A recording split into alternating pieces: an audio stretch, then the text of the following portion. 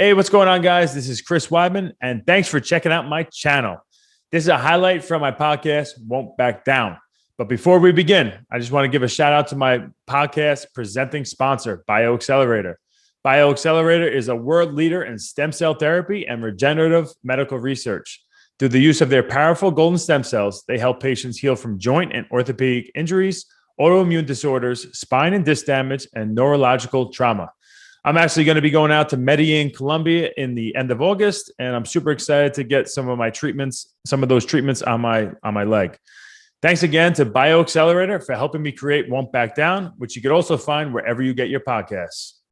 Let's find out who Felice Herrig is, where you're from, how the heck did you get into fighting, and all the drama and interesting stories on the way to where you're at now. Yeah. So I grew up in Buffalo Grove, Illinois. So it's a suburb right outside of Chicago. And so I actually grew up pretty poor, but I was super athletic. Like I wanted to be a gymnast, like so bad. And I was really good at track and just like really athletic, but like I will just back you up on that, because remember when we were out in doing the USO tour, I think we were in Italy at one point, and they had like a CrossFit challenge or something, like it was a military challenge. Yeah. And you did it, and you went out hard the night before. You were hungover, and you still crushed it. I'm like, oh no, you're definitely an athlete. There's no question. You guys sacrificed me like I was nothing. Yeah. They're like, well, somebody's got to do it, so might as well be Felice. No, you're a team player. You are a team player. I wasn't doing it. I was injured. I'm always injured. Yeah, injured. I was hungover. Yeah. But so I was always super athletic, but my parents never had money to put me in anything. And it sucked. I watched my friends go to soccer and gymnastics and dance class. And I always wanted to do all these things. But I was, really good at running, like track, high jump, long jump, triple jump. It was the only sport that really didn't cost money. So I did track. I was the only sixth grader to make the team. I went to state for high jump and long jump. But then when I got to high school, I had to make a decision. So I did it my freshman and sophomore year. And then once I turned 16, I had to decide to get a job or to go to track. But since my parents didn't have money, and I would buy things like, clothes, my prom dress, like I paid for everything on my own, my car. So you were working? So I was working, but I really wanted to get a track scholarship. So I always just kind of felt like I missed out on being able to be athletic and being able to compete and, be the best at something. And so when I was 18, my brother-in-law taught at a karate school. And so there was kickboxing classes, and I was always like, interested in like working out. Like I started working out when I was in like sixth grade. I wanted to be like a fitness model and do all the be on like the covers of the fitness magazines. Well, you kind of did it. I feel like you're kind of a fitness model. No, I mean, your Instagram, you could do the bathing suit pics. You could do it all. Is that not considered the same thing? I mean, yeah, I guess I kind of meshed it all together now with you what I do. You accomplished your dream. You didn't even realize it. I just told you. Yeah. Thank you. So I could still compete in kickbox. So the first day I went to the kickboxing class just to do it, to work out, and all the fighters were getting ready for nationals. And I was like, oh my gosh, that's what I'm going to do. I'm going to fight. And that's how I'm going to do something with my life athletically. And that's why I think I never quit. I never stopped. People, like in the beginning, I stopped. I had my first fight like 3 months later in nationals, and I was like the last seed. So I had to fight the number one girl, and I lost, but I just kept going and going and going. And then everyone's like, you're done fighting, right? I'm like, no, I just, my journey just began. And like, I just kept going. And I guess I think too, that's why because the sport for everybody said, there's nothing for women. You'll never do anything in fighting. There's nothing there. You'll never make money. You'll never have a career. Yeah. And I don't know, when you just don't believe that it's I didn't accept that as true. I didn't know how it was going to happen. I didn't know when it was going to happen, but I said, no, I'm going to be somebody. I'm going to do something with fighting. It's just going to happen. And it did, and it has, like, all along the way, because I refused to quit. Wow, that's amazing. Back down, Chris. You did not back down. I mean, that's why you're on this podcast. You do not back down. It's funny because when you got into karate, though, where did you get that work ethic and that drive from? Did you have that in anything else leading up to that point? So I don't know what happened with track, getting the full scholarship, going to school. I don't know what ended up happening with that. Did you have a good work ethic when it came to track and stuff, or how were you in high school?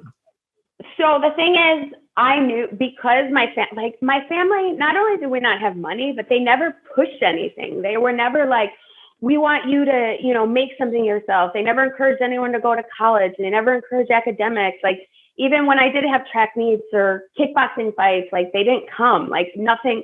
So I knew from a young age that if I ever wanted to have anything in life or do anything in life, that I had to have a good work ethic, because nobody was there to hold my hand. Nobody was there to help me along. Nobody was there to pat me on the back and say, good job, Felice, keep going. Like, I had to have, like, something deep down inside of me to, like, make me become something, or, become what I've become. I've always had a good work ethic because I've had to. Yeah. Well, I guess there's two ways you could go with that. It's either you just kind of give up and accept mediocrity, or you freaking don't care who's watching or who's going to pat you on the back, which obviously you have that, and you're just going to work your ass off every single day. And it doesn't matter who's in the room watching you. You're going to be the best version of yourself, or at least trying to get to that point, which is, I think that's very rare. Even for me, sometimes I feel like it's better when there's someone in the room that's watching me. If I'm working out. When I'm by myself, unless I have it, it's part of my attention span issues as well. But I think unless I have that written down on the wall, if I have something written down and like Longo or someone told me to do it, like a strength coach, or if I decide I'm coming up with a workout on my own, if I have it up, I'll do it. I won't stop. But if I'm kind of like, let me go in the gym, I'm going to just do some things on my own. I'm like, I'm good. I'll get some things done. Yeah. So you're better than me, but. Well, coach wise, it's always good to have somebody there pushing you, and, an audience, like if you're sparring or whatever, people are watching, you're like, oh, I gotta get them this time. But, I've always just been very kind of a loner too, because I've just done everything on my own. Even like when I fight, like, I'm always alone, nobody really came to my fights. And so now when I travel, everybody's like, oh, I'm going to come and support you. And I'm like, all right, I might not see you. Like, don't be upset if I don't see you. That's funny. That's kind of how I am too. Yeah. Go ahead. Yeah. Keep going. Well, I'm just so used to being alone. Like, I've done everything on my own. I've never really had anybody there for me. So you just kind of get used to it and you accept it, that, like, oh, you're gonna make me cry. Are your parents still around? Yeah, they are. But they don't come to my fights. Did they know, like, when you started doing really well, you were on the Ultimate Fighter show, all that, any interest there? Did it spark any more interest? I mean, it's not that they're not interested, and it's not that they don't care. It's just that they're very, like, stuck in their ways. They live in the same house I grew up in. They've lived there for 40 something years, like, never been on vacation. Like, my parents have never been on a plane. Like, they're kind of like, I wouldn't say homebodies, but also like kind of in their own little world. Gotcha. And I don't like, they are who they are. And I'm not talking crap about my parents. I love my parents. I have a good relationship with my parents.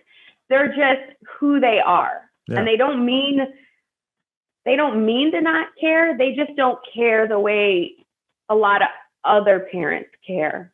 Well, it's crazy because it's amazing how things happen in our childhood and it just sticks with us forever. Like, something could happen yesterday and I could get over it.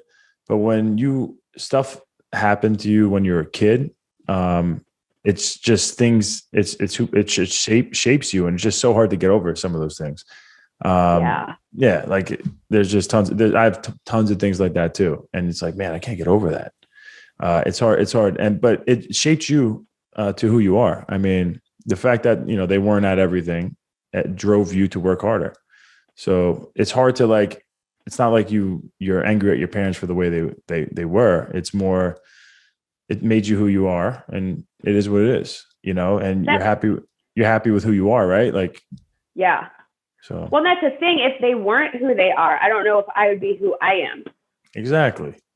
You know, I don't know if I see all these, like, you know, people that I went to high school with that were in all these like sports, you know, and did well or whatever. Like they almost either get burnt out, or they have, you know, like during, you know, as you know, they're in high school and they're already burnt out and they have no desire to do anything after high school. Or they, you know, they accomplished what they set out to accomplish, and that was good enough for them. Yeah. But for me, I never really felt like I got to accomplish anything. So I guess I didn't want to be a nobody in life.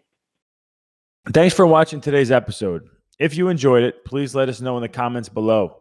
Won't Back Down is also available as a podcast, so feel free to give us a follow wherever you get your podcasts.